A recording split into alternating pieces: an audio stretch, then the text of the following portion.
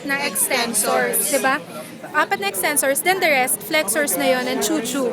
So, ito yung tibialis anterior. So, number 1, tibialis anterior.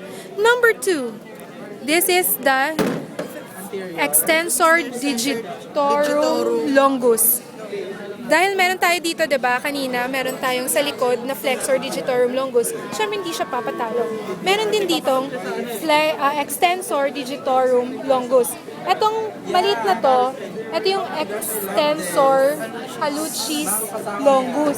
Pero I think pag binuksan mo tong digitorum na to, mas ma-appreciate mo siya. Ito siya. Pero wala yung ano, no? Oo, basta. Ay, naku, anong pangalan nun? Yung hindi makita is yung nasa fifth dito na tendon, yun yung ano ba yun? Tertius, parang peroneus tertius yun. I think dito siya makikita, pero hindi mo siya makikita usually talaga.